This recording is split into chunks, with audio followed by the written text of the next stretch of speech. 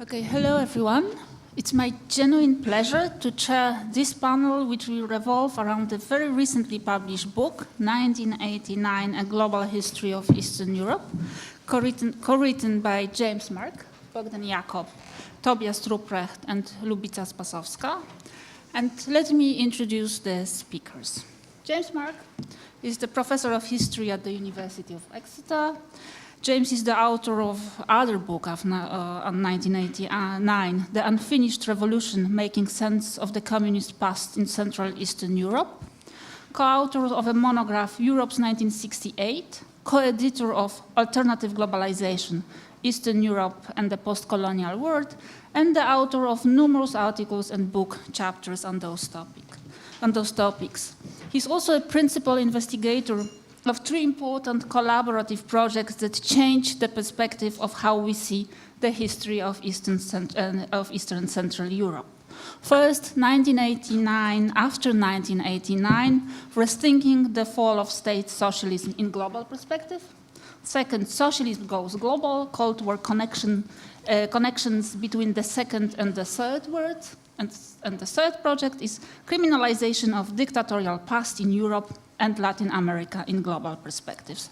And due to these projects, James has been a frequent guest at our Genealogies of Memory conferences already in the past. Our second speaker and the co-author of the Global History of Eastern Europe is Bogdan Iacob, who is also a historian of Eastern Europe in global context. His research centers on the study of experts in transnational and transregional frameworks. He has also worked on revisiting the history of 1989 and its aftermath, as well as transitional justice circulations. He's now a visiting fellow in Aarhus Institute for Advanced Studies and has a permanent affiliation at the Institute of History, Romanian Academy. And Tobias Rupprecht is a lecturer in Latin American history at the University of Exeter.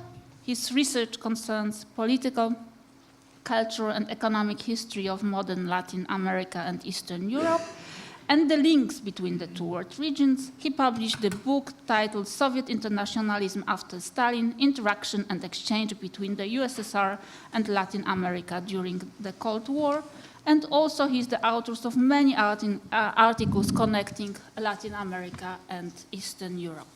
Lubica Spasowska, the first author, unfortunately couldn't be with us today because she is teaching. We have agreed for the following format of this panel. James will present the approach of the book, then each of the speakers will cover one of its main themes in about 15 minutes each. Tobias will speak about globalization and neoliberalism, Bogdan about democratization, and James again about Europeanization. And after that, we will open the floor for the discussion. Before I pass the mic to James, let me share just a short impression on the book, which I had the real pleasure to read. I think it will not be the exaggeration that it's one of the best history books I read this year. It not only contextualizes the 1989 in the longer global post-war history, but it is also very courageous in seeing connections and highlighting connections between histories we conventionally see as separate. It puts together several threads from long-term economic and political history. Providing this global view, it is at the same time very rich in details in its dense historical narrative about entanglements between this region of the world and the Western and Southern Europe, Northern and Latin America, Africa, and Asia. It very skillfully recovers silent histories and forgotten alternative scenarios of 1989. And it's also very thought-provoking and challenging to our convictions, today convictions, by suggesting that the 1989 also contributed to a prehistory of a nowadays fortress Europe. So, floor is yours, James. Okay. Thank you very much, Joanna, and thank you so much for the invitation to be here. We're still very excited about this book because it only came out a month ago. So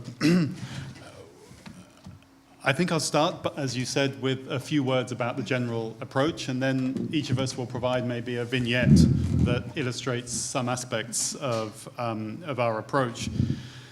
As the title suggests, we really wanted to think about the long 1989, let's say from the 1970s through to the 2000s, in a much more global perspective than it is usually written.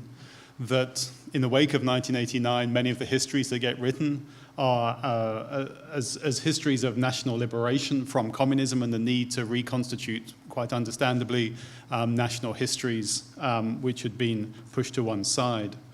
There's also, of course, been the Europeanization of Eastern European histories, partly the result of the processes of Europeanization from the late Cold War, but also through support for the European Union and European Union memory processes. This has been, I think, challenged by quite a number of people in the last decade who've started to think about what is actually at stake in not globalizing the region's history. And just to take one example, you can think in the context of the migrant/refugee crisis, which of course, it's contested how it's presented. There was the claim that Eastern European states did not need to take migrants because they did not have colonial histories. They were somehow outside a broader history of capitalist colonial past. So there's something at stake in whether we choose to write these histories or not. But of course, over the last decade, post-colonial approaches have become popular. In some ways, actually, they can reinforce the nationalization of history. Sometimes post-colonialism is taken as a way of thinking about nationalist victim stories under Soviet empire.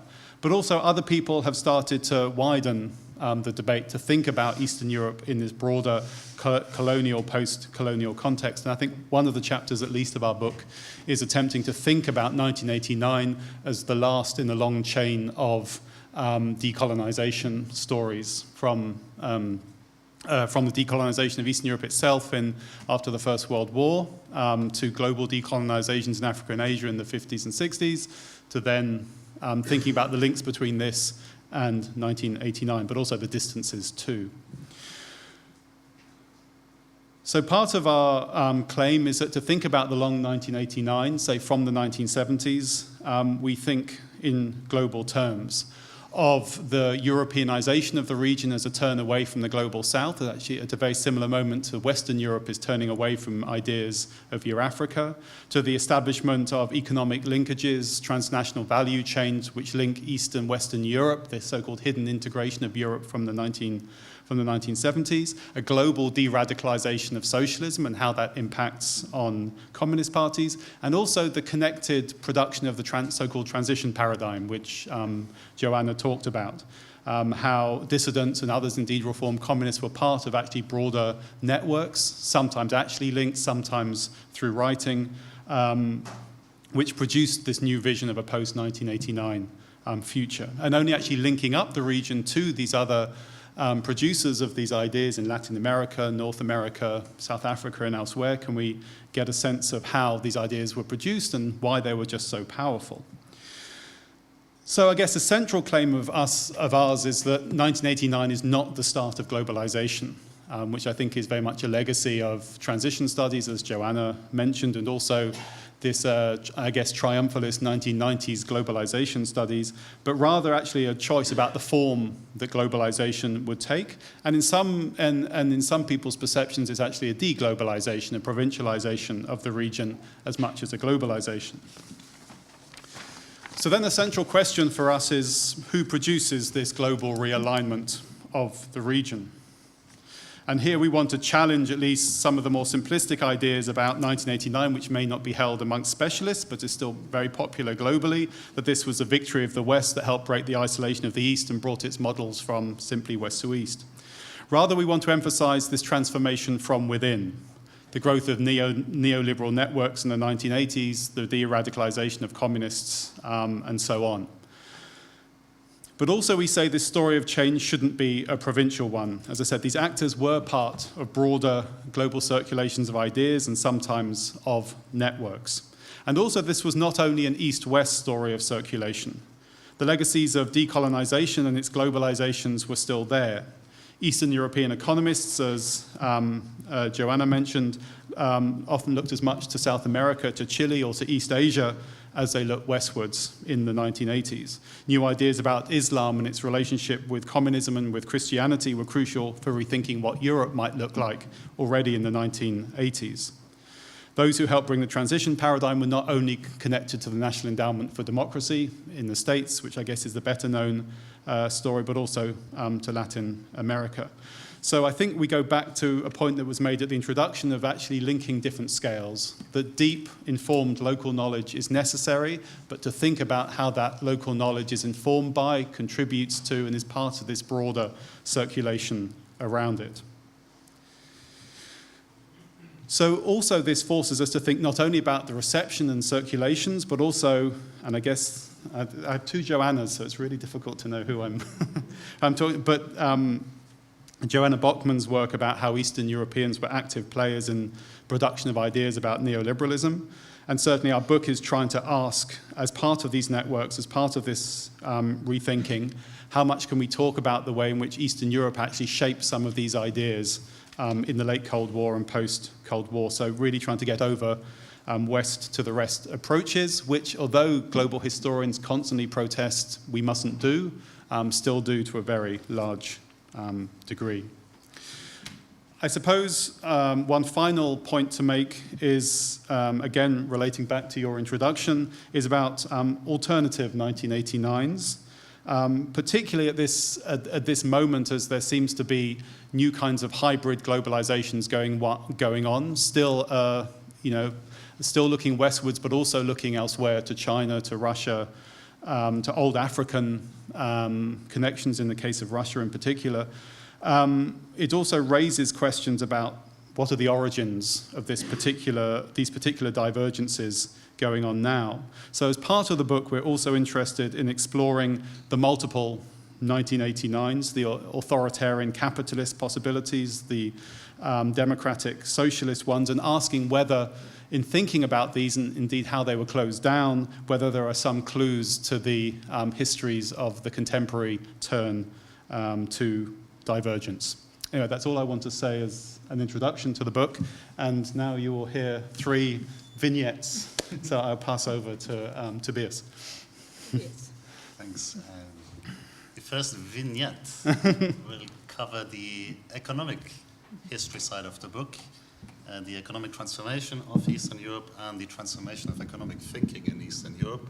And we start this chapter of the book with an episode about Miroslav Zakrzewski. And let me briefly tell you about Miroslav Zakrzewski, because he encapsulates, so this episode encapsulates many of the things we're trying to get across in this chapter, in the book overall.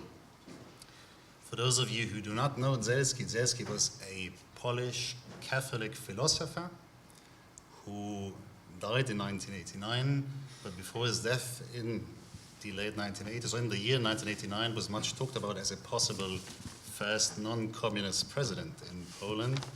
Zakrzewski was also a very active publisher in the Polish Samizdat in the late 1970s and 1980s, and not only as or not so much as a moral philosopher, but as someone who thought about possible economic reforms in Poland. And the way in which Zakrzewski envisioned economic reforms in Poland in the 1970s and 80s was quite different from what eventually happened, because Zakrzewski envisioned economic reforms within the existing authoritarian political system. And his ideas were really that Polish society was not ready for a democratization in a liberal sense, but was definitely in the need of radical economic reforms. So the suggestions that Zakrzewski made in his Samizdat publications were essentially, let's keep the Communist Party in power, and then in the 1980s, let's keep Jaruzelski as a military dictator in power, and let's nudge the authorities in power towards deregulating, privatizing the economy, and create a combination of vertical political rule and a deregularized, efficient economy. Now, where did Zakrzewski get these ideas from? Is a question we dealt with, and one of the sources of Zakrzewski's thought was the West. In particular, so Friedrich Hayek, the Austrian-British economist, who since the 1940s had argued that democracy has potentially undermining effects on economic reforms, and that when in doubt, a liberal dictator would be preferable over a democracy that is based on non-liberal economics, because this would eventually lead to totalitarianism. It's kind of the idea of his book, The Road to Serfdom, in a nutshell. And Zakrzewski was a big fan of Hayek's and was clearly influenced by his thinking. But I think it's not fair to say that Zakrzewski's ideas were completely taken from the West, because the West, the contemporary Western Europe especially, was also a model that Zakrzewski and many similarly minded people in Eastern Europe at the time were trying to avoid, because they saw Western Europe as in economic crisis, ruled by social democrats who were clueless about the economy and not a very useful model for possible economic reforms in Eastern Europe. And instead, Zakrzewski suggested emulating a different model, and that was that of Chile. As you probably know, Chile in the 1970s finished, or the military in Chile finished a socialist experiment in 1973, installed a military dictatorship, which pushed through radical economic reforms, neoliberal reforms, if you like. And Zakrzewski was very much inspired by this, because he saw in this Chilean model an inspiration for a combination of authoritarian political rule with creating an efficient economy in Poland. And this model was then known by proponents and also by critics alike as the Polish Pinochet model. Now, we start our economic section of the book with this episode because we think this really nicely illustrates a couple of things that we want to say. And one of the things we want to say is that even though in hindsight we think about 1989 as this liberal democratic breakthrough, this is really more of a reprojection of what eventually happened than the point of view that most actors in Eastern Europe had before 1989. Before 1989, such authoritarian modernization visions were much more common than what eventually happened, this parallel creation of free markets and liberal democracy. The episode also illustrates that 1989 was not simply a story of westernization. The relation of the Eastern European elites post-1989 to the West was a bit more complicated. This was not simply a story of the West or a copying of ideas from the West. Other global role models played a role as well, and Pinochet's Chile is only one of several examples that we mention in the book. And eventually the episode also shows that Eastern European elites in the 1970s and 1980s were not as isolated and parochial as we, or Westerners, occasionally tended to think, but they were connected in many ways to the world, and they were taking inspiration not only from the West, but also from models around the world. And so we argue in the book that we need to look at 1989 in a longer historical trajectory, and we need to understand globalization, as James was saying in his introduction, not as something that starts in 1989 in Eastern Europe, but as something that has a much longer history. There's a form of globalization in Eastern Europe in the 1960s under the ideological framework of socialist internationalism. There are forms of economic integration, especially of Eastern Europe, countries like Poland, Hungary, or Czechoslovakia, who integrate into global supply chains, into a global economy. And in the 1980s, economists from across Eastern Europe become parts of international institutions, and most Eastern European countries joined the IMF in the 1970s and 80s, and and Eastern European economists become part of global networks in which they develop their economic ideas. So by the time that IMF advisors, or Western advisors more broadly, flocked to Eastern Europe after 1989, we argue in most countries the economic elites already knew quite exactly what they wanted to do and did not really rely on the advice of advisors coming from abroad. And we show this with a lot of examples in the book. What we also argue is that these advisors who were invited from abroad were usually not so much invited for the economic advice that they gave, but for the political legitimacy that they delivered. So this was often a means for Eastern European neoliberals to get access to politics, to implement their ideas, if they could point at economists coming from the West who supported their ideas. But we say these ideas were there already, really. So there's a longer historical trajectory of globalization, but we also argued that there is a longer historical trajectory of a critique of liberal globalization in Eastern Europe. And so this recent revival of whatever you want to call it, populism or nativism, as a form of critique of neoliberal globalization is not such an entirely new phenomenon after all, we argue. Is a common view in the current political discussion on the reasons of this rise of populism, nativism in Eastern Europe. Ivan Krastev, for example, just a couple of days ago wrote again his argument in The Guardian that this rise of populism in Eastern Europe was kind of a counter-reaction to an enforced westernization of Eastern Europe.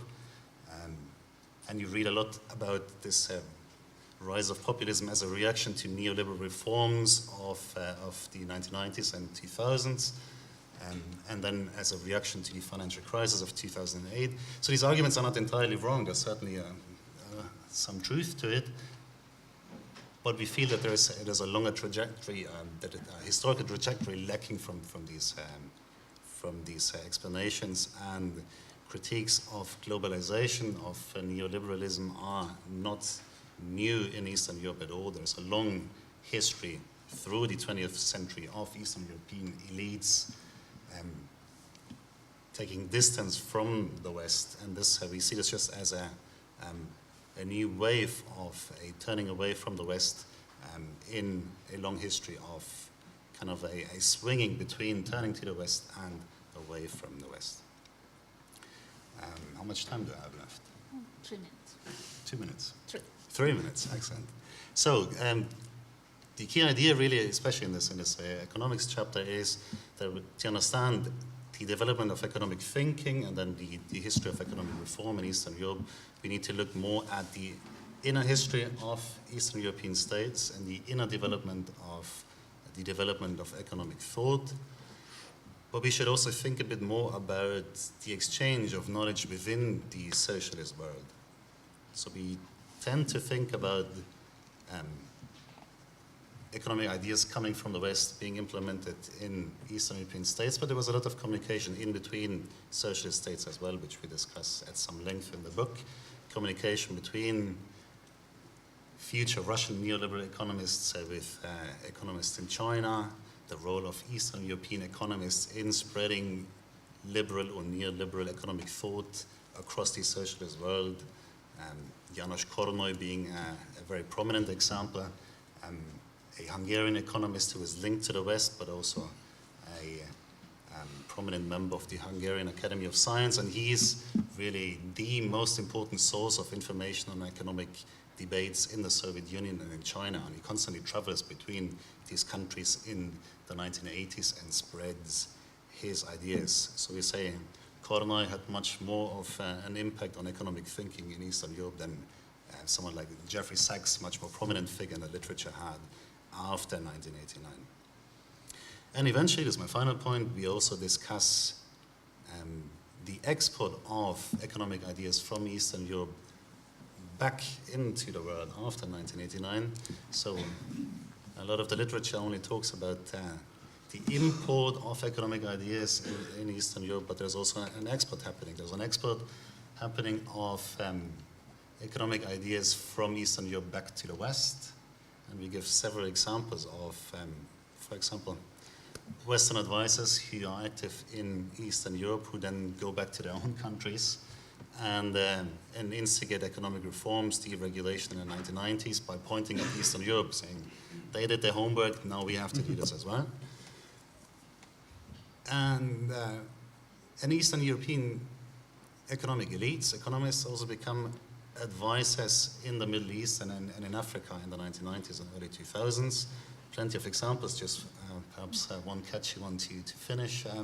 Gaidar, Igor Gaidar, the Russian finance minister in the 1990s, then after the invasion of Iraq, becomes an advisor to the Iraqi government and suggests the same kind of reforms that Russia underwent in the 1990s to a post-invasion Iraq. Plenty more examples, but I'll leave it at this. Thanks very much. Bogdan?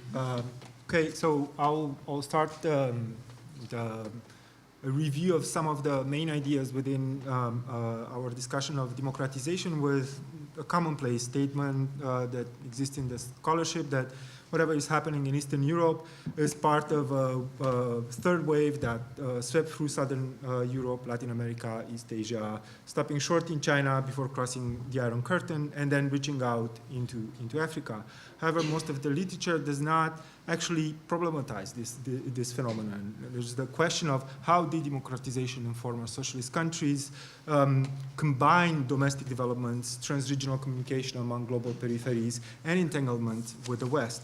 So we argue that underlining the multidirectionality and non-inevitability of democratization in Eastern Europe as a globally embedded long process to peaceful regime change allows us to better understand its significance and impact on the present. So how do we do this? If we look at the party elites and the opposition, and then we see the cross-fertilizations between the two. And within party establishments, obviously, there was for a time the idea of building an alternative world based on anti-imperialist solidarity that would protect from subordination to the West. However, the East-West relaxation in late 1960s, exemplified by the Helsinki process, determined a gradual integration within Europe between the two sides of the Iron Curtain. By the end of the 1970s, it was increasingly difficult for the East to portray the West as simply the enemy. Against this backdrop, reform-oriented communists have started to question the axiomatic superiority of their version of democracy, a phenomenon that had started with de-Stalinization. They also faced global challenge in the sense of human rights becoming the linchpin of new struggles between the global South and the West, and Western governments effectively employing the language of individual human rights to promote democratization and to attack political oppression in the Eastern Bloc. So what happens over the course of the 1980s, Bloc elites try to reassert their role as protectors of true human rights. So this triggers a discussion within parties across the Warsaw Pact space about democratization, about the socialist rule of law, and coming to terms with pluralism. Of course, not everybody is coming to terms with pluralism, as more conservative wings of the ruling parties fear the possibility of losing control. Such debates, however, about the possibility of democratizing socialism joined with a continuing language of Marxist revisionism that has been forged since the 1960s in both East and West, bring together reformists in the East with de-radicalized forms of the left in Southern and Western Europe. And here we discuss extensively Eurocommunism and the impact on Gorbachev or other party leaders. Another form was of de-radicalized left was the Western social democratic models of governments, and of course here's the Spanish Socialist Workers' Party and Felipe Gonzalez play a big role. And this proximity to Spanish social democrats bring the new template for survival, the Spanish consensus, so the idea of negotiated transition, which reformists see multiplicating in Latin America during the end of military dictatorships, starting with the 1980s, and even in some form at the end of the decade in South Korea. Oppositionists are less, we see them less globally connected than their country's elites, but at the same time, they are part of broader shifts over the meaning of democratization. We note that they were not liberal democrats in Nuce in 1970s. In fact, some of them, as you might know, drew their lineage from the student movements in 1960s, which were in the context of anti-imperialist solidarities with the left wing and anti-colonial movements. Even in the 1980s, only a minority were supporters of what in 1989, after 1989, emerged as the liberal consensus on political civic rights, multi-party systems, free elections, and the free market. Some conservative, nationalist, and leftist dissenters even rejected liberalism. Yet, for the crucial section of the opposition who engaged in negotiated settlements to exit communism, we argue that gradual creeping toward liberal democracy was a response to failures to reform socialism and as a development catalyzed through context beyond the region itself. Starting with the second half of the 1970s, Eastern European movements were indirectly becoming contributors to and shaped by a global shift in the language of rights, away from social and welfare rights toward the protection of the individual in the face of the overbearing state. Political abuses came at the forefront of their critiques. Party states were increasingly represented as totalitarian. This discourse expressed dissidents' attempts to reinterpret the sources of party-state resilience and their means of social control to counter claims of reforming elites that pluralism could be established, but with the party's leading role maintained. That the idea of totalitarianism, we also argue, allowed opposition movements to present themselves as part of a new international anti-dictatorial front extending from Latin America to East Asia to Europe that transcended Cold War bipolarism. And one example that I would give here is the petition Solidarity with Chile that is signed in 1987 by Czechoslovak, Polish, Hungarian, and Yugoslav dissenters. Still, the connections often did not come naturally because some of these movements were Marxist and were backed by state socialist regimes. And here we discussed, at least in 2 chapters, the ambivalence of Charta 77 and Solidarność toward apartheid and to the ANC in South Africa. However, a new political imaginary emerges, a world ordered not by earlier notions of right and left, fascism and anti-fascism, but rather by making the opposition between dictatorship of whatever form and democracy the linchpin of contemporary visions of governance. Around the same time, a new paradigm of theoretizing the transformation from dictatorship to democracy is articulated, the transition template that we keep mentioning since this morning. It originated among social scientists who had a Marxist background or were social democrats, but who began to imagine change not through violent insurrection, but in modeling how pacts with parts of bureaucratic authoritarian elites might be sufficient to nudge them toward democratization. This theoretical blueprint is heavily supported by the budding democracy promotion institutions, such as the National Endowment of Democracy mentioned already, or the Soros Fund, which also helped to bring oppositionists and reformers in socialist countries into contact with other anti-dictatorial movements in Latin America or in South Africa. Another element of connection between these global trends and opposition at home are the exile, especially the exile in the aftermath of the crackdown of 1968, and the dissenters were exiled during the 1970s. On the one hand, connect the movements at home to this democracy promotion institutions and keep them visible internationally and link them to anti-authoritarian movements. Such global wave of de-radicalized systemic change wedded to gradual accommodation with multi-party democracy sweeps back home by the end of the 1980s. And in 1989, parts of the opposition alters its ideological outlook. Of course, the Spanish consensus also played a role for the opposition. It has its heyday in the late 1970s and then comes back in 1989, 1990 with Tadeusz Mazowiecki's government, and then it circulates as a model across the region.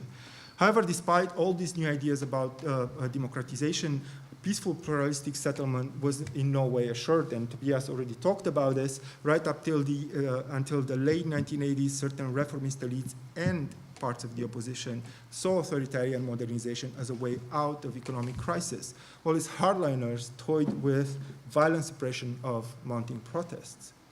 However, both groups, as we keep seeing already, are increasingly looked outwards to make sense of the region's trajectory.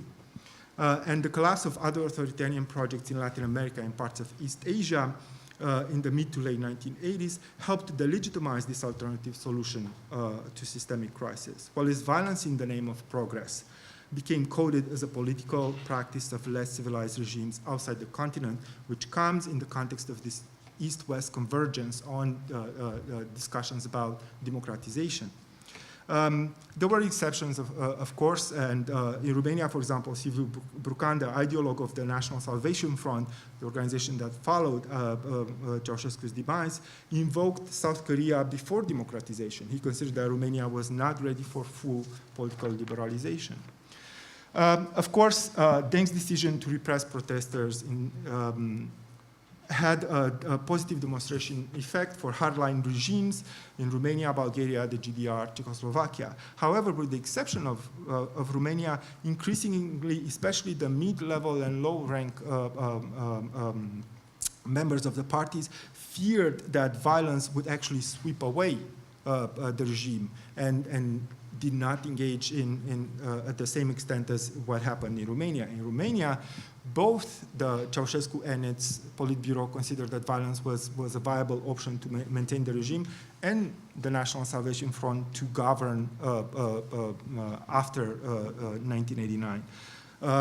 And the cycle of violence in Romania actually helped the stabilization of pluralism in Bulgaria. We also argue that the negotiated change in Eastern Europe had a disciplining character, as other options were narrowed down out of fear of radicalism, ranging from direct democracy to nationalism. Many possible versions of democracy circulated. A wide array of human rights, anti-militaristic, religious, nationalistic, and ecological groups had mobilized in the years leading up to 1989.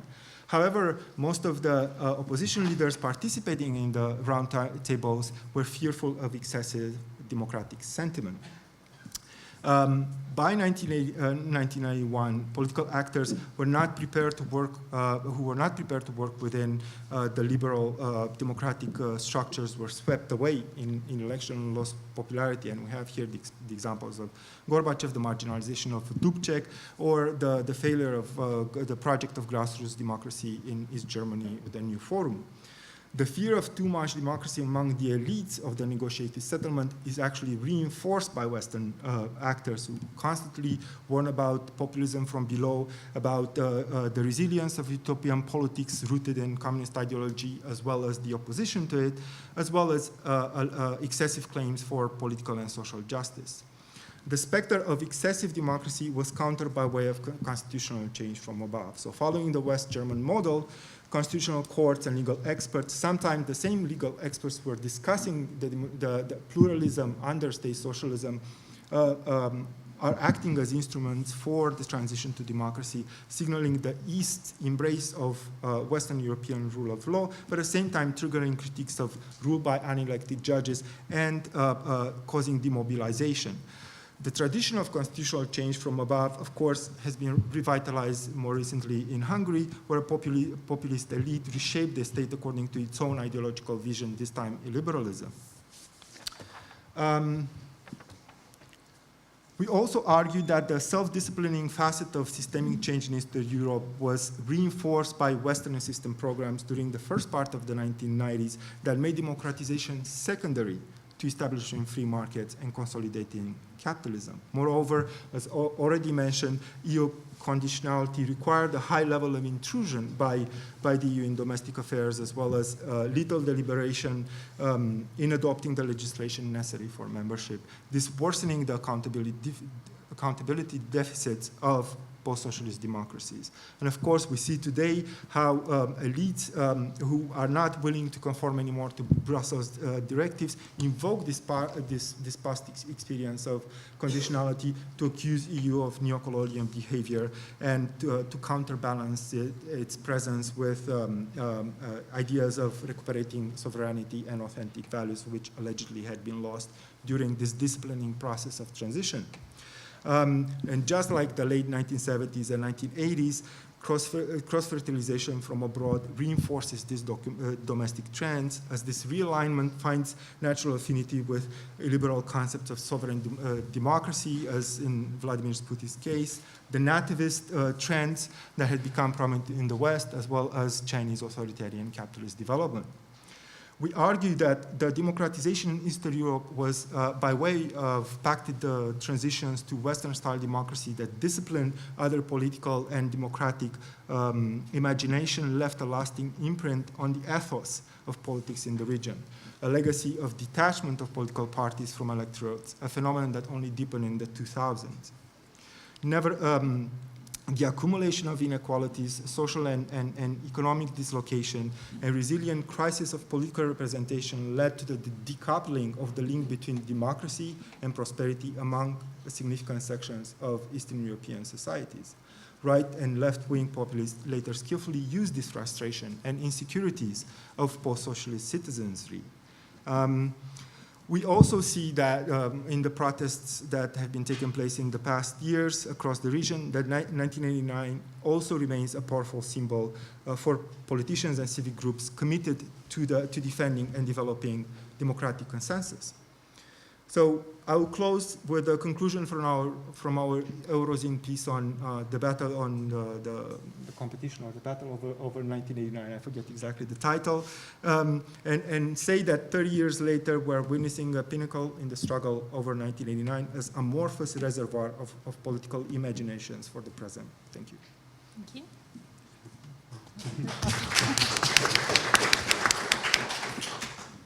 And James. So I'm going to talk about Europe, race, civilization, and 1989. Of course, we know that the collapse of state socialism was an important staging post to the creation of a unified Europe. And we know quite well the stories of the contribution of dissidents, indeed of reform communists, and others in reimagining a world of Europe beyond division. And of course, it's the subject of many important works on Gorbachev, peace movements, and many more. This also, of course, becomes central to the European Union narrative of the continent's history. Yet, as new civilizational formations need to find connections from within to make sense of new common identities, they are also constituted by new forms of bordering, of definitions of themselves against threatening or different others. And so here I want to take an approach which is not very commonly adopted, to think about those others of which Europe from the 1970s was constituted against. So in particular, I want to look at a newly racialized distancing of Europe from Africa, the emergence of an anti-Islamism in late socialism, and reimagining Eastern Europe even before the collapse of communism as a bulwark of Christian Europe. And also the idea of socialism as colored or having darkened Eastern Europe. And it is still very striking to me that on the topic of race, there is really virtually no, I mean, there are maybe a few articles which touch on it, but virtually no work on the relationship between race, socialism, whiteness, and so on. One caveat that I'd like to say is that this is not only an Eastern European story, this is a story that you can trace the continent as a whole, and certainly there are many criticisms by people like David Goldberg and others that when people are thinking about the constitution of European identities, they don't really think seriously enough about race. Of course, yes, the Holocaust comes in to that self-definition as something that must not come back and must be at the center of European remembrance, but we don't think enough more broadly about the relationship between Europe and European imperialisms and racisms. So this is something you could apply to the continent as a whole, and I'm very aware of this, that actually when Western Europeans want to assert their sort of racist exceptionalism, which I think Gloria Wecker called white innocence. Sometimes they export this racist version of Europeanness to the eastern borders of the continent. But with that exception, with that caveat in mind, I think there's a very interesting story about the relationship between whiteness, race, and 1989, which is part of our Europeanization chapter. So just as a way of introducing the topic, I have a cartoon. So this is, as you can see from the title, Germany in the autumn of 1989. And this is East Germans getting off the plane, landing somewhere in Western Germany and being greeted with, welcome to freedom and so on. And 3/4 of the way up the steps, you can see a black figure emerging. He then comes to the foreground in the next image, and you can see he's wearing this apartheid no shirt, and he's pulled across to one side by customs officers. Mate, come over here. Must be another economic migrant from Africa. And then in the third slide, your passport and open up your case, and you must be a drug dealer. Yeah. Okay. So this is a cartoon by a Tanzanian called Dav Kiyungu, who relates these changing racialized bordering practices from the 1989 era. And what's very striking, if one looks at most sources from within Eastern Europe, one finds some racialization, which I'll talk about, but it's not made very explicit. However, if one looks to the African left in particular, and this is from across the continent, material from South Africa, Tanzania, West Africa, you see 1989 understood as a moment of racialization.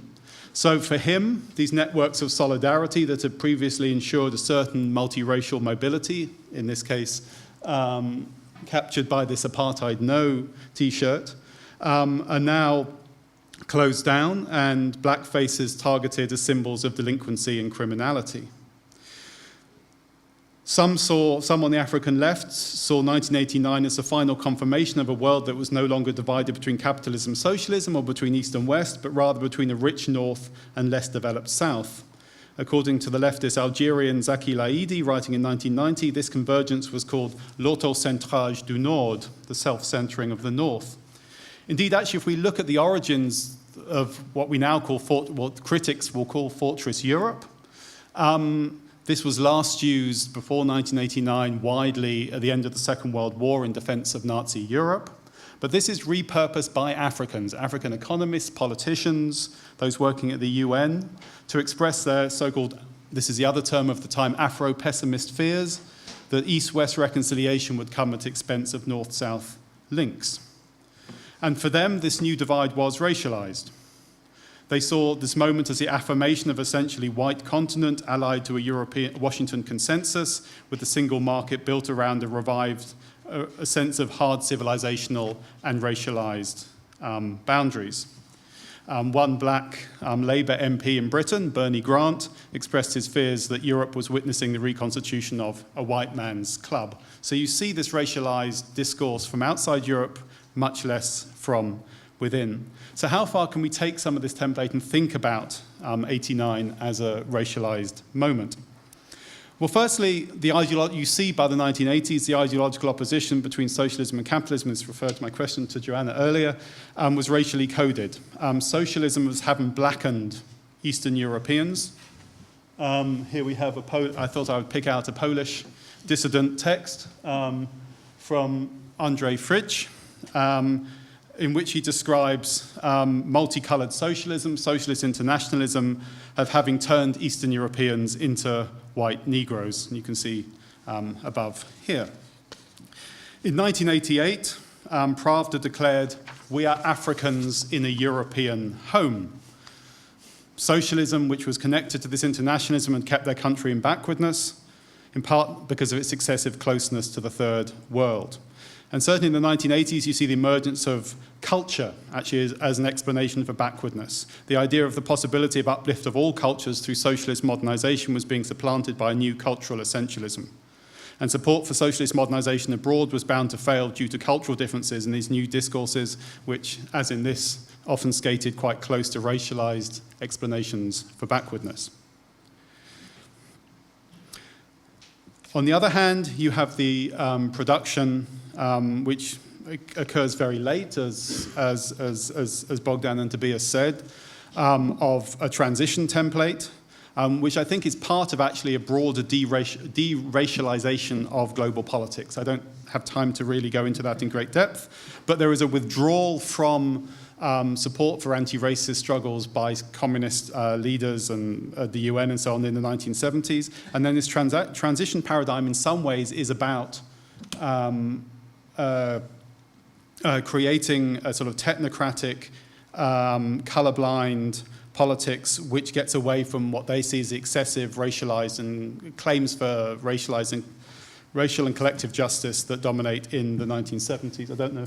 Yeah, this is rather a different figure. Okay, so this is not a reform communist, but rather Exile, George Soros, who interestingly, in fact, I mean, a very important kind of promoter of the transition paradigm and part of this broader circulation. His first work was actually in South Africa, not in Eastern Europe.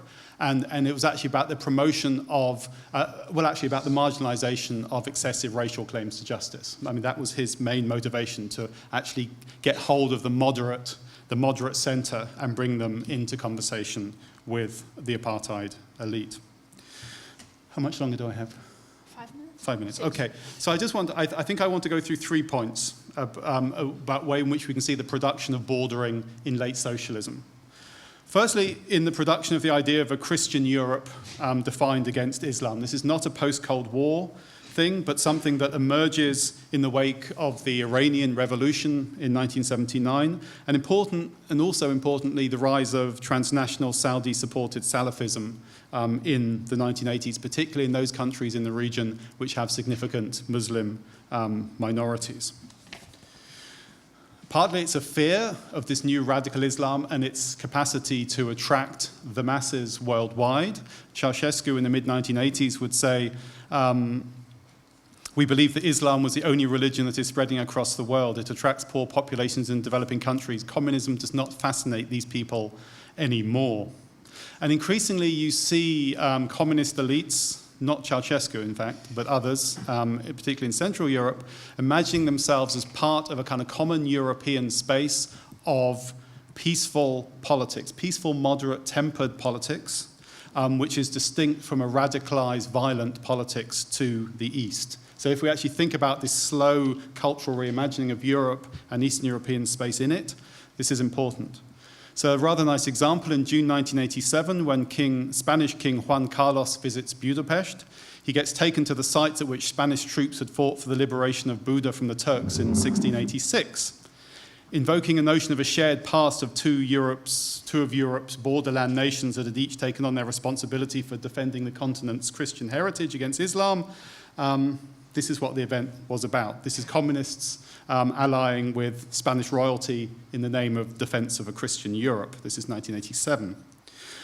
There are many other ways in which I don't have time to talk about, but particularly the fears of the Islamic other within countries such as Bulgaria, Yugoslavia, and in Soviet Central Asia, in the way in which these minorities might be radicalized by Salafism. The second,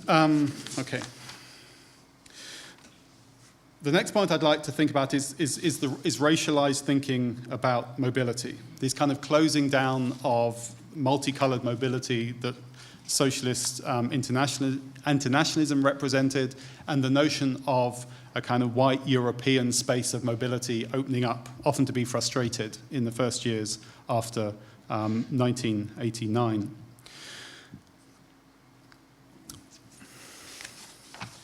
So one thing I'd like to focus on, one thing I'd like to focus on is the new ways in which migrants, labor migrants, students from the South are treated in the 1980s in the region. In the 1960s, when they first came in the wake of decolonization, their presence in the region was highlighted. You'd find them all over the newspapers, and they were a sign of the region's new potential global status. These are people from all over the world who want to come here. I argue elsewhere this is actually mainly performative. This is what I would call a kind of an anti-colonial white supremacy. It's actually about saying we are better Europeans than the West. It's not actually a deep commitment to anti-racism. But certainly by the 1980s, this has really fallen away, that many of these labor migrants are in hidden places. People who want to write about these racisms are not allowed to. You have the emergence of anti-racist networks. I mean, I know of some, we've done work on some in the GDR and in Hungary, particularly around sociology and so on. And then by 1989 itself, of course, many of these people are then sent home, representatives of a now demonized socialist internationalism. And as many as 80,000 contract workers from Vietnam, Angola, Mozambique, and Cuba are forced to leave during the collapse of the GDR, lest they settle in a reunited Germany. The last theme, I guess my time's up? 2 minutes. 2 minutes, okay. The last theme I want to come to is what I might call white resentment. I'd be interested to know what you think of this idea. There is a very long-term history, which is now starting to be excavated, of degrees of whiteness in Europe and the ways in which Eastern Europeans can be categorized in the West as almost white. And Western Europeans in the early 1990s never seem to have abandoned this particular perception of Eastern Europeans. And there is a racialization going on in that they'd been darkened or orientalized by an Eastern Asiatic socialism that had preserved the region's backwardness. In Western Germany, for instance, Eastern Germanness was sometimes associated with blackness, East Elbe Negroes who needed to be colonized and improved, as one journalist from Die Welt put it. And so this racialization feeds into debates in the early 1990s about the opening up of mobility and indeed the actually often closing down the possibilities for mobility which were hoped for in 1989 itself. Moreover, in some conservative discourses, the liberal West was actually now abandoning a commitment to white supremacy. And you see in the 1980s some particularly conservative dissident voices. Here we have Sławomir Mrożek, obviously formerly a Stalinist, expressing his resentment that Eastern European dissident groups are not taken as seriously as anti-colonial groups from the South. And particularly this is a reaction against the fact that anti-apartheid is the big global social movement of the 1980s. Why are we not taken as seriously as this? Perhaps we have to black up in order for this to happen.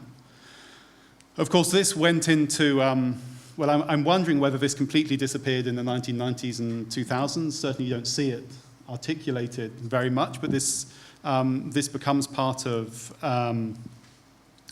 public discourse again with the Syrian migrant stroke refugee crisis and the sense that Western Europeans once again, and you find this in populist discourses, are once again prioritizing Islamic migrants over those from Eastern Europe. Also partly imagining the restrictions on mobility which had initially been put in place in the 1990s. So I think part of what's provoking this particular paper is also thinking about what the origins are of this particular moment and this particular conservative populist or right-wing populist vision of the kind of defense of a non-multicultural white Europe and where that might have come from. Perhaps I'm reading it back too easily, too teleologically, but I think it's part of the aim of the book really to take this particular moment of divergence and rethinking of identities and think how they were in some ways embedded in these stories of 1989, not necessarily bound to come to the fore, but able to be reactivated in particular political circumstances. Thank you. Thank you very much. And also thank you for the perfect timing, which gives us half an hour for the discussion. So questions, comments. Florian? I think you need a mic. Thank you very much for your inspiring and actually thought-provoking presentation of your book, which I'm really excited to read after your presentation. Now, I have maybe two main questions which relate mainly to the relationship between the two fields you presented as economic liberalization and democratization, because I was a little bit, be honest, I was a little bit astonished that you presented Miroslav Zakrzewski as well, forerunner of a certain authoritarian modernization scheme for Eastern Europe, because actually, as far as I see, he was really kind of isolated inside the Polish opposition, and he was far from representative for this movement, and. As far as I mean, it's of course true that his ideas are really interesting, and he really fits very well into a certain picture. But I wonder whether this focus on authoritarian modernizers also in the Eastern European democratic opposition movements. Doesn't lead in the effect, because we didn't have this authoritarian modernization in a way. We had a liberal democracy after 1989 in most parts of Eastern Europe. Whether this doesn't lead to reproducing a kind of success story of 1989, which is a little bit misleading, actually. I hope the point has been clear, and I would rather ask for the role of reform communists in this story, because they seem to me a little bit more central actually in this story than people like Zakrzewski, as interesting their ideas may be, of course. Yeah. The second point I wanted to relate to is, as all of you in a way related to the current wave of populism in Eastern Europe as a certain point of departure and point of you relate your vision of 1989 too. Shouldn't we also take, and I think it was Tobias Rupprecht who said that that this wave of populism is also a wave of distancing from the West in some way, yeah. And of course, it's obviously one can see it this way, but shouldn't we also think about these ways of populism as a pro-market populism, as David Ost and others have conceptualized it. For example, in Poland we had this. There was a very there was this success of Stan Tymiński in the first presidential elections, which actually was I mean, he also used anti-Semite cliches and so on, but in effect he promised a westernized vision of Poland in a populist way. And shouldn't we also take these let's say pro-Western neoliberal sources of populism seriously in order to understand the current situation? Yeah, maybe these two questions. Thank you very much. Could I come in on the first question? So, I mean, we just wanted to mention Zakrzewski because here we are in Poland, and it kind of, I mean, he illustrates very well. I mean, I get the point about the isolation, but he illustrates well the broader themes. But I mean, in the chapter, we argue that there actually is, until the late 1980s, actually a much broader consensus around the possibility of dictatorship and development. So actually, we looked at the materials from the IMF in the early 1980s, and we saw that, I mean, there were these round tables in 1981, 92, which basically said, what are the advantages of martial law? Like they were kind of shocked. We should protest against this. This was American bankers saying, this is the right time to invest in Poland. Now we have an authoritarian control. We don't have this fantasy of workers' control from the Solidarność movement. You know, this is the time for real economic progress. So there is this broader consensus that goes well beyond Zakrzewski, and that we argue only really comes apart in the late 1980s, partly, and you see this at the IMF and other international institutions, with the emergence of the idea of good governance. That you cannot have economic development in the long term unless you have good governance. And then the Eastern European case then becomes the emblematic one for that. And then it's used to promote this model around the world. So, you know, in these kind of, in loans and conditionality to many African states in the 1990s, it's the Eastern European example. Here you are, this is a naturalized convergence of good governance, democracy, and neoliberal reform. This is the future of the world. So the Eastern European experience gets instrumentalized in that way. I completely agree with you with your point that it's probably more important to talk about reform communists. and reforms communists in the Soviet Union who were looking to authoritarian models in China. And in particular, in Hungary, we look at this fascination with the East Asian tigers in particular, and where this has come from, and how semi-periphery, and the importance of world systems thinking, right? How semi-peripheries can operate much better in global environments, develop export industries, and they look to the East Asian model as a way of smaller states in Eastern Europe finding another way. In fact, I mean, that continues into the 1990s as a kind of those people who are opposed to Europeanization or kind of a too easy accommodation with the European community, European Union, that we're going to be peripheralized again. Actually, we should be looking to these other models. So that continues into the 1990s. So yes, I completely agree with your point about reform communists and these imaginaries. Yeah. Would you like to add anything? Can we go? Okay, so yeah, we can. We should take it. There's nothing. Sorry. Okay, more questions. Questions or comments? Yeah, there is one. Yeah.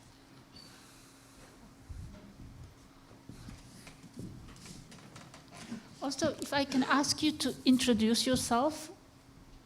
Yeah, thank you. My name is Michalina Augusiak. I'm a student at the University of Warsaw. I wanted to sort of comment on what you said about, I don't really remember which one of you said it, but about the question of race not being really so visible from the perspective of Eastern Europe as it is from the perspective of the African left. And I think that sort of, I think the centrality of race, at least in like Polish sort of visual culture and political culture, is actually more, it is more central throughout the 90s that I think could be visible. Because in 1995, during the presidential elections between Lech Wałęsa and Aleksander Kwaśniewski, there was a song, it was actually like the second political song used in a Polish election ever for Aleksander Kwaśniewski. And it's very famous because like one of the central visual themes of the song and the video is actually Ghanaian musician who lived in Poland, who sort of is the main star and the sort of tokenized black, figure in the video, which was supposed to sort of show Aleksander Kwaśniewski as this sort of figure of he actually ran under the banner of Poland for everyone and being the sort of open and tolerant. And I think that's like the sort of the existence of this sort of like visual culture pre-1989 culture of like internationalism, how it gets aestheticized and tokenized and sort of used politically, is something that doesn't really disappear in a way. It just gets transferred into this seemingly deracialized vision of tolerance, but it's there, definitely. Thank you, that's really interesting. No, but can I add something on this? Sure. I think that what we're kind of arguing, we're not saying that it disappeared, we're saying that it kind of, in the process of Europeanization, our representations of it kind of left it aside, because race in the early 1990s is highly prominent in East Germany and in Romania. It's associated just like with immigrants, especially the foreign workers mentioned by James from Vietnam or from Mozambique are targets, along with Roma, of attacks from the East German population in Romania. The anti-capitalist trend of the post-89 government is symbolized, is racialized by targeting Arab students, Arab and African students, which actually continued a trend of targeting Arab and African students since the late 1970s, because they were seen as performing illicit trades and engaging in illicit exchange rates and so on and so forth. So they become almost a racialized symbol of why capitalism is bad and shouldn't be applied. Thank you. Very shortly. What I meant was that this sort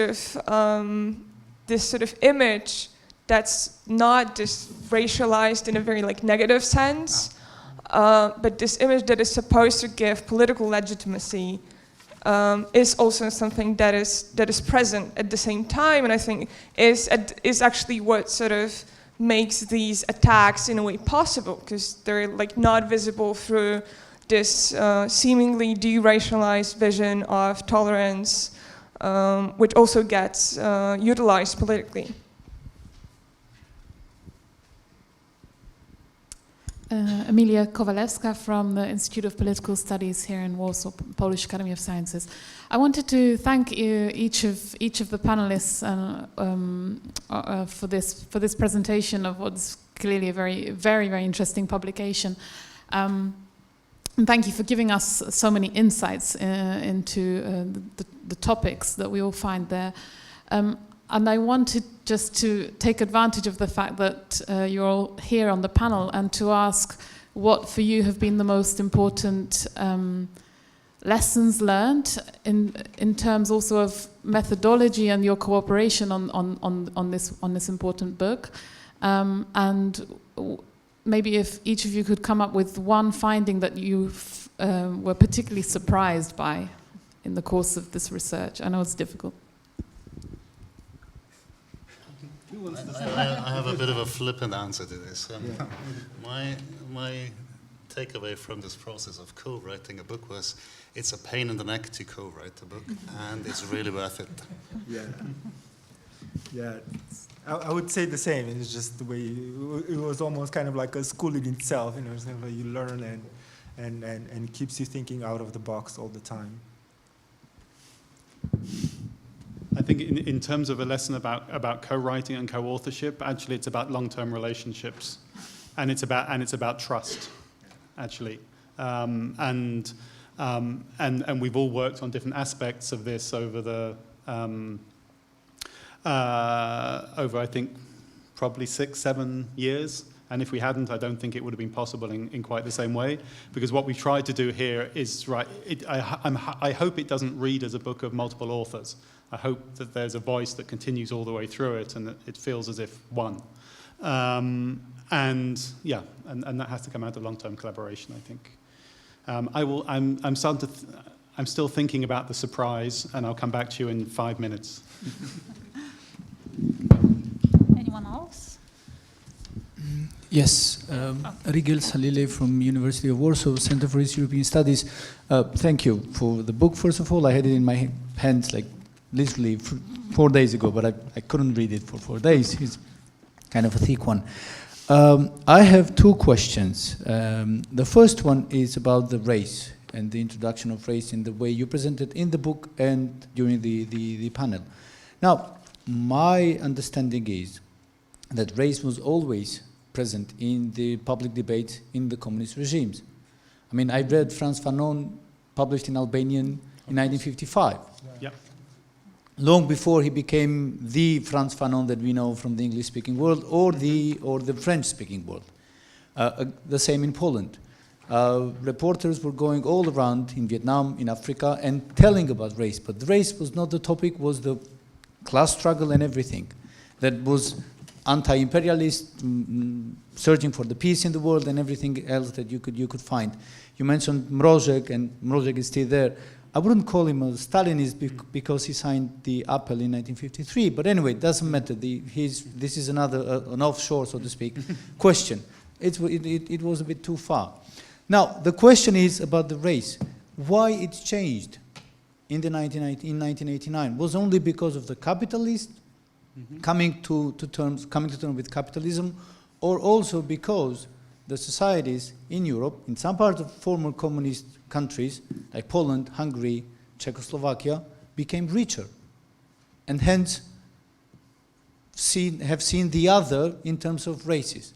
Because there is a huge change of perception that I felt also here in Poland in the 90s between very positive attitude towards the Arabs or towards the African people in the 80s, on the early 90s, and then the change that came in 2000 and later with what we're experiencing now under the glorious leadership of our present leader in this country.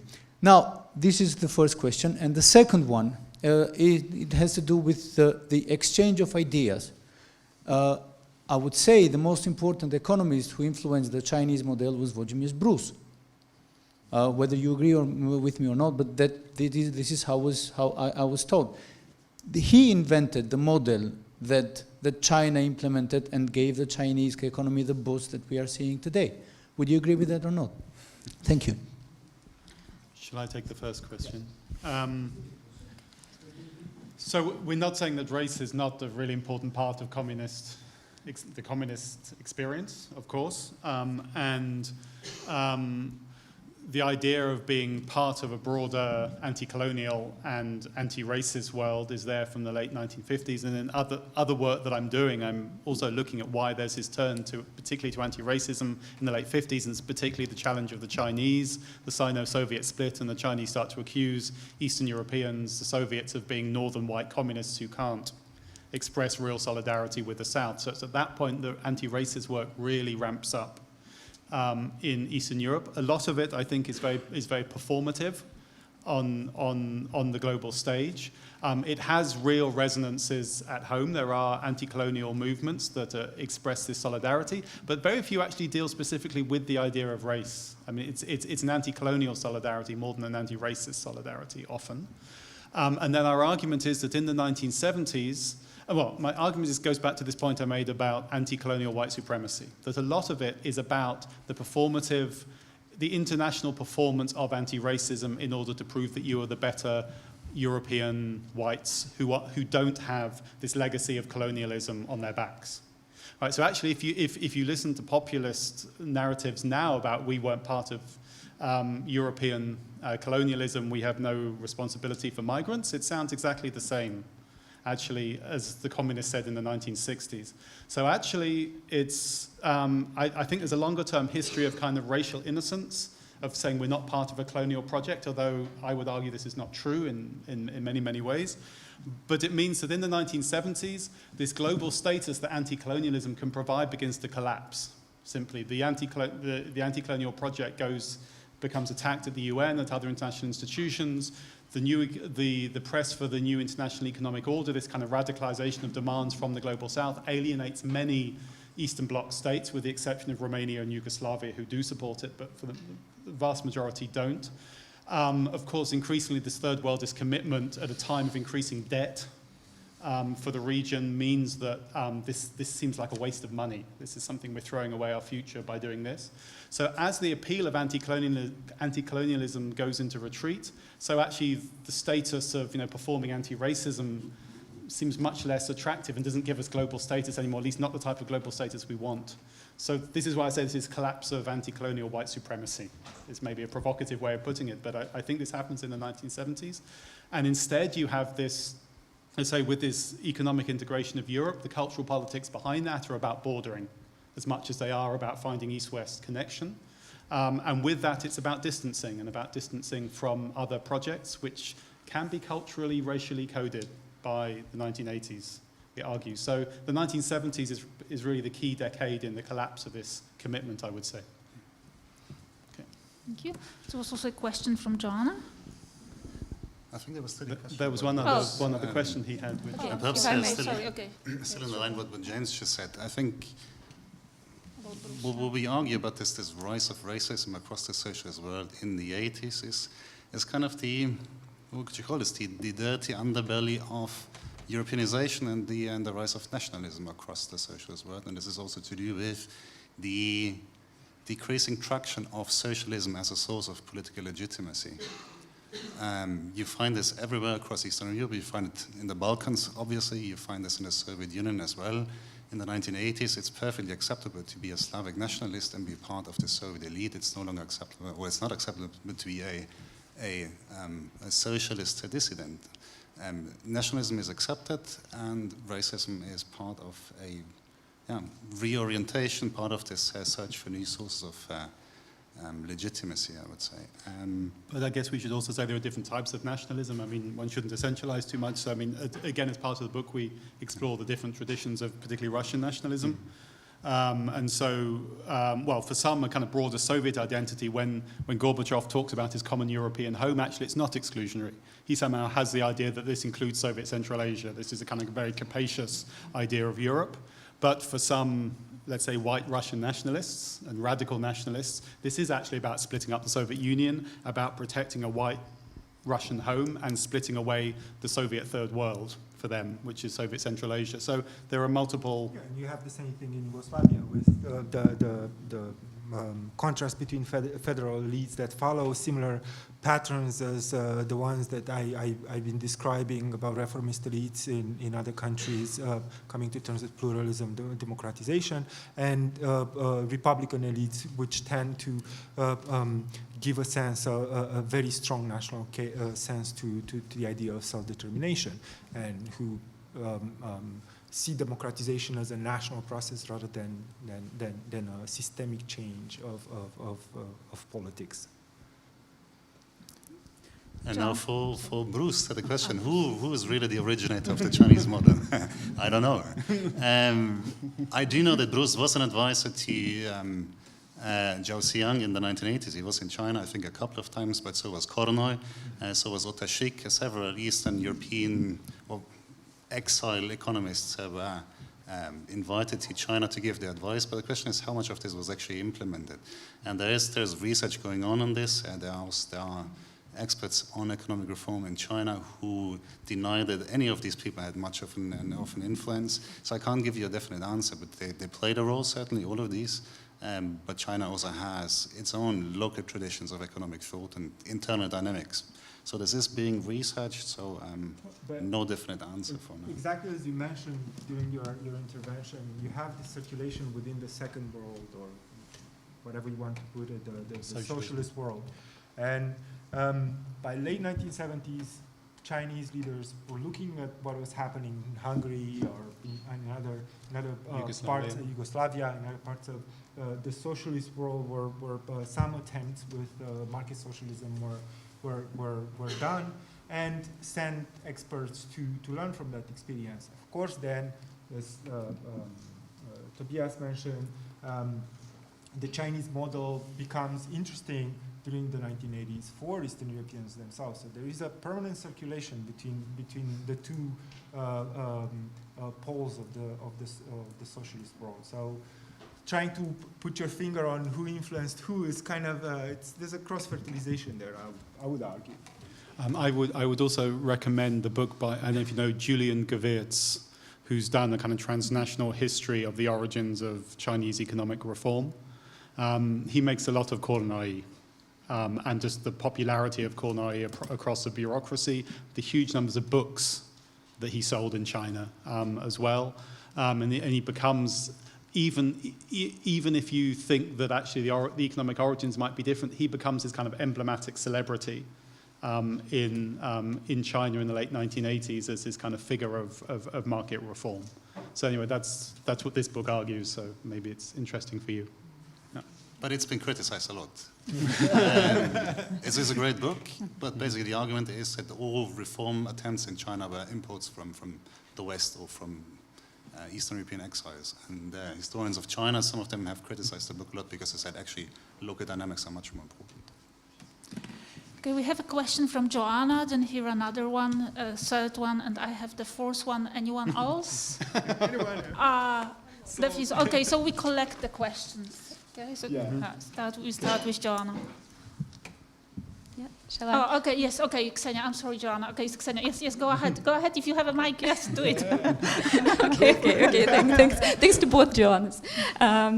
So I'm not sure I'll be able to turn it into a question. It will be rather an observation and a comment, and maybe an indication or a paradox, which you seem to be speaking about, and which I also come across in my research across South Africa and Russia, particularly during this period. And I also want to agree to the colleague behind regarding the visibility and lack of visibility of critical engagements with race in Eastern Europe. And the way in which they have been obscured by the activities and communications between more global intellectuals, such as Nadine Gordimer and George Soros. So I was fascinated by that fragment from their conversations, and knowing the writings of Gordimer from that period, I was also wondering probably it's difficult to pinpoint who influenced whom, but this is a very prominent theme, of course, for her during the late 70s and 80s. So sort of trying to open up the conversation about apartheid and global apartheid to questions beyond race, for which she has been extensively criticized, of course. So the paradox here is perhaps, well, it is also, of course, symptomatic that Soros addresses a white writer from South Africa. Yeah, so because they were. It doesn't stop there. Yeah. The paradox is wanting to go beyond restrictive frameworks of race. And really opening conversation and having this conversation more of an intersectional conversation and inter or transcontinental, but at the same time, at least the way it happened during the 80s and 90s, that this opening resulted in misunderstandings and closures. Which we can see, the results of which we can see today, obviously. So there are these ideas, for example, in my research on Russia and imaginations of apartheid, post-apartheid there, you come across constant statements of South Africa being the successful example, the success story. And well, it's not only Russia, it's a perpetuated image. And the other way around, in South Africa, South African activists, intellectuals nowadays thinking that Eastern Europe was the part of the world who profited from the transformation. So these mutual blind spots as a result of an attempt to open up the conversation and make it more intersectional. So this paradox, I was just wondering how you deal across this with this paradox. We will collect the questions. We'll collect them, okay.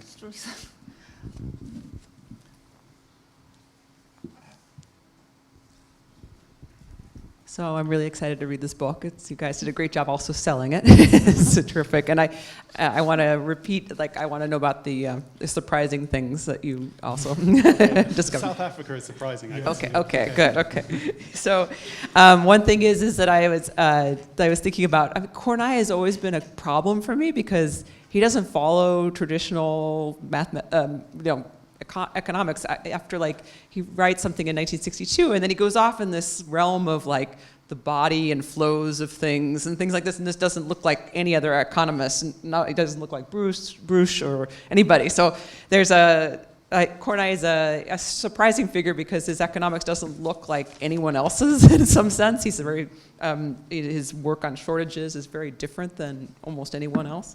So I've always been confused by him and tried to avoid talking about him because he didn't fit into stories about East or West, neoclassical or other kinds of economics. So, but I'd like any other insight about him. About the sort of the race in 1989 question, I was thinking of the performative nature of whiteness also in after 89, thinking of the relationship about maybe that capitalism demands a certain performativity of whiteness in order to avoid, because of the book, if you read the possessive investment in whiteness is that if people are not performing whiteness, then they may become a slave, right? You may become a slave, yeah.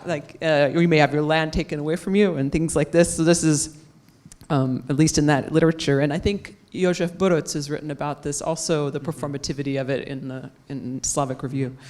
And I was just last wondering about if you're in response to other historic like textbooks or texts that are coming out simultaneously, like Philip Thayer, if you're having a dialogue with Philip Thayer about in your book about post-1989. Oh, thank you. Okay, thank you. There was a question from here.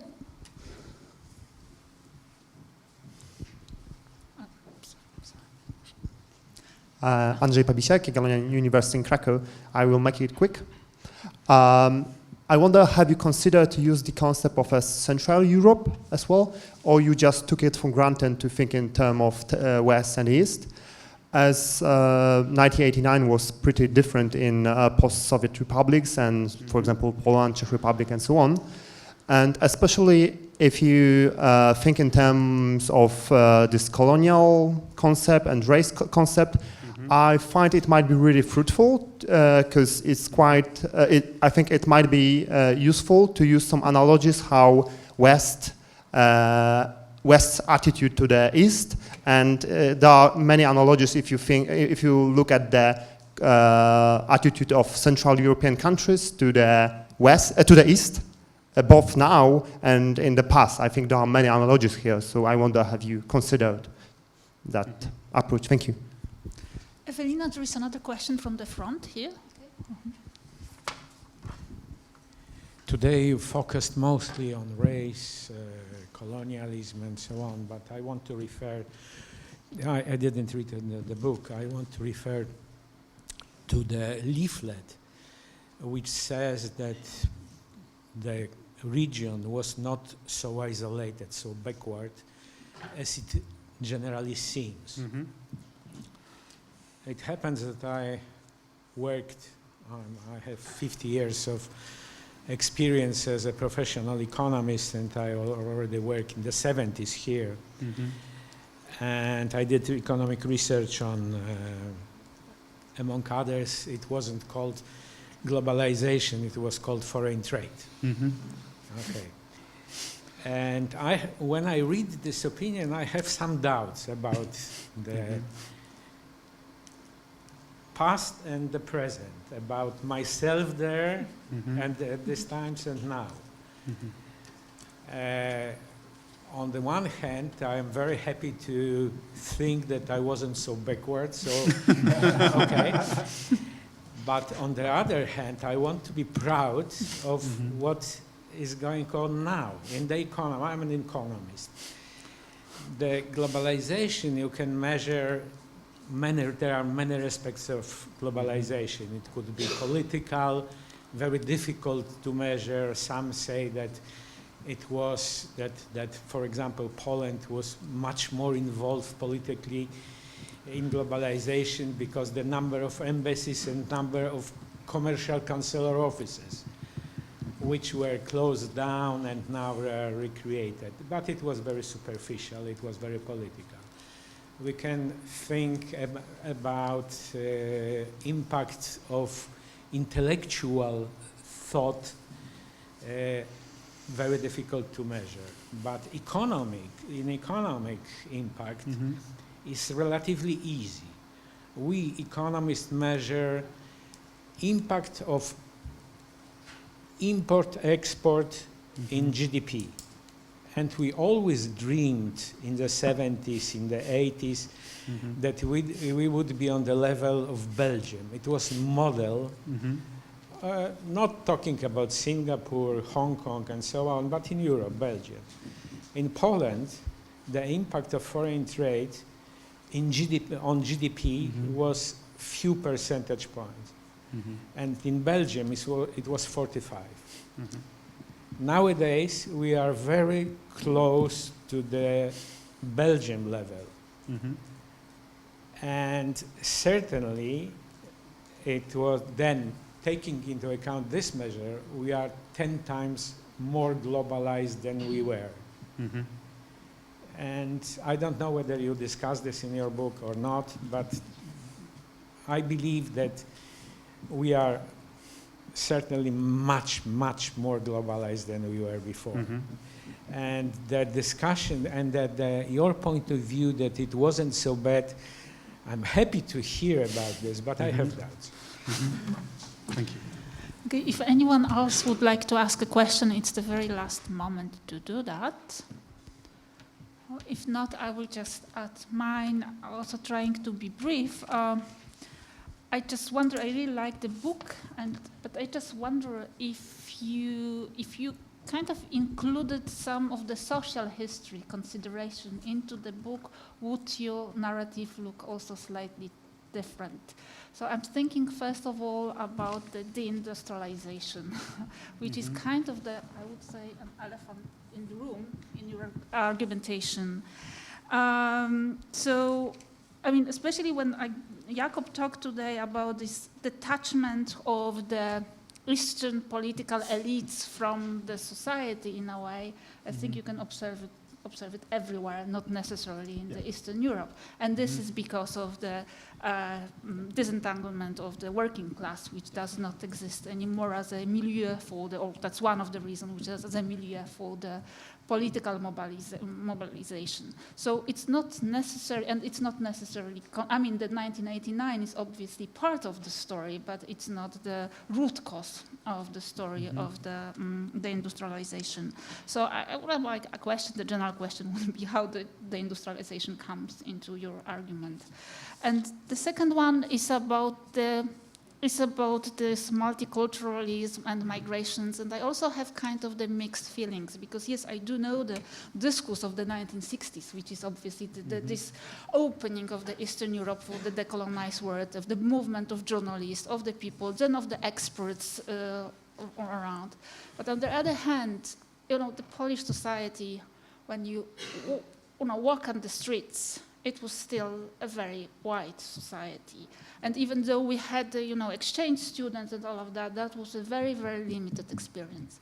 And when you walk today on the streets of Warsaw and the streets of Krakow, Gdańsk, they are much more multicultural than they were in the past. So on the one hand, we do have a discourse of exclusion, but on the other one, we do have societies which in a way are more inclusive than they were in the past. So I just also wonder how you deal with kind of the social history figures, which tells that, the society changes somehow differently than discourses tend to do that. Yeah. Thank you. Okay, and now you can choose what you answer. You don't have to answer everyone. We were actually asked to talk a little bit longer because lunch is being warmed up, but I think in 5 minutes it's going to be ready. So you would have like 5 minutes to answer some of these questions, the one which you like. Okay, I mean, I can briefly go through each of them, but I don't know whether other people want to come in. If you could talk to the mic. Okay, so the first question was about South Africa.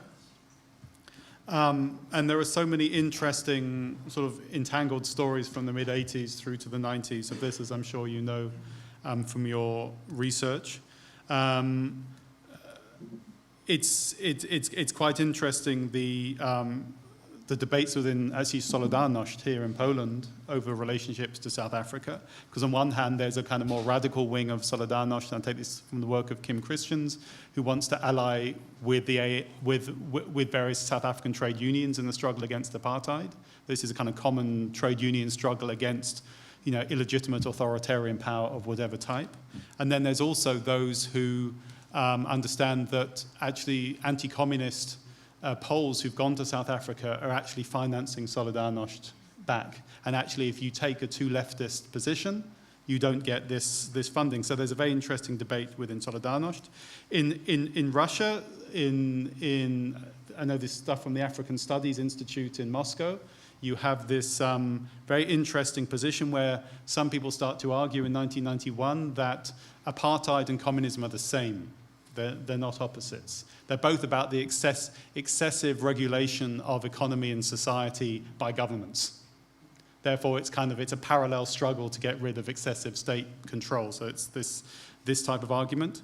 The other thing we see is that, of course, many opposition movements like Solidarność can't support the South African anti-apartheid struggle because it's supported by the communists in Warsaw or Budapest. or whatever, but they rediscover this commonality in the 1990s, that they are common, they're involved in a common struggle to transition, have a moderate tempered political and economic transition, and this is why a lot of dissidents go out to South Africa in the early 1990s to export this kind of Eastern European model. Your question about globalization, we're not saying it's the same form of globalization as after 1989, but what we do want to suggest is that Eastern Europe is connected to the world. And it's a very obvious point that anybody with your history or anybody would know, right? But actually in the way in which it's written about in terms of transition studies or globalization studies, it's as if it's an isolated, closed region with very little connection to the world.